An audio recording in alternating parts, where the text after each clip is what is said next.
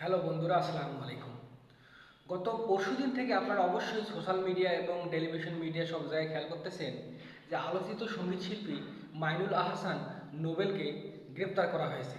নোবেলের বিরুদ্ধে অভিযোগ হচ্ছে ইডেন মহিলা কলেজের এক ছাত্রীকে গত 7 মাস যাবত তাকে বাসায় আটকিয়ে রেখে ধর্ষণ করা হয়েছে।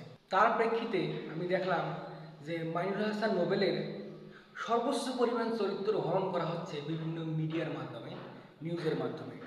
আসলে আমি একটু ঘটনার পেছনের কাহিনী কি এই বিষয়টি নিয়ে আপনাদের সঙ্গে আলোকপাত করব। একটা বিষয় খেয়াল করলাম, এই তথ্য প্রযুক্তির যুগে একটা মেয়ে মানুষকে 7 মাস বাসায় আটকিয়ে রেখে জোরপূর্বক ধর্ষণ করা, ওরে বাপরে বাপ, কত বড় ভয়ানক অভিযোগ। মেয়ের পরিবারও বলতেছে যে তারা জানতো তাদের মেয়েকে ওখানে রাখছে, কিন্তু তারা কিছু বলে নাই। দুঃখজনক হলেও সত্যি, দেখলাম সেই মেয়ের সঙ্গে মাইনুল হাসান নোবেল কি হাস্যোজ্জ্বল ছবি, তারা একসঙ্গে বিভিন্ন জায়গায় ঘুরছে ফিরছে, বেড়াইছে। চিন্তা করেন। এবং নোবেলের যে বিভিন্ন কনসার্ট হতো সে কনসার্টগুলো তাকে নিয়ে যাইতো, তাদের সফর সঙ্গী হিসেবে ছিল।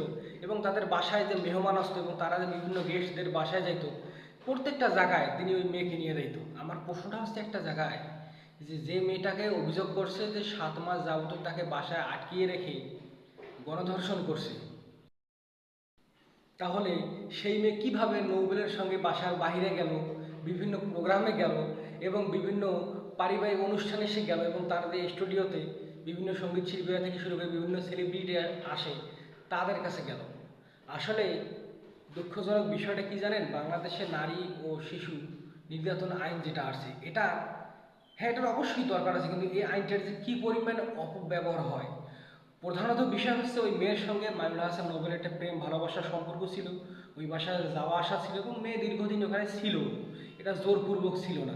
যখন তাদের মধ্যে সম্পর্কের অবনতি ঘটছে বা কোনো আভ্যন্তরীণ বিষয় নিয়ে সমস্যা হয়েছে, ওই মুহূর্তে একটা ভিডিও কে জানি ভাইরাল করছে, যার প্রেক্ষিতে একটা সহজ আইন, যে তাকে গ্রেপ্তার করার জন্য সবচেয়ে সহজ ধারা হচ্ছে বলবেন যে বাসায় আটকে রেখে জোরপূর্বক ধর্ষণ। যে বাংলাদেশে এইরকম হাজারো মিথ্যা মামলা হয়, মানে ছেলে মেয়ে বা স্বামী স্ত্রীর কোনো ভেদাল হইলেই যে জোরপূর্বক ধর্ষণ, যৌতুকের দাবি, এই যে এরকম হাজার মিথ্যা মামলা হয়, এবং যার ফলে মানুষকে প্রচণ্ড মানে সম্মান ইজ্জতে মানে হারাইতে হয়। তাই এই বিষয়গুলো নিয়ে আমি সরকারকে ভাবার জন্য অনুরোধ করব যে হ্যাঁ অবশ্যই এই আইনগুলোর প্রয়োজন আছে, কিন্তু আইনগুলোর যে অপব্যবহারটা হচ্ছে এগুলোর প্রতিকারের জন্য সরকার একটা দৃষ্টান্তমূলক ব্যবস্থা নেয়।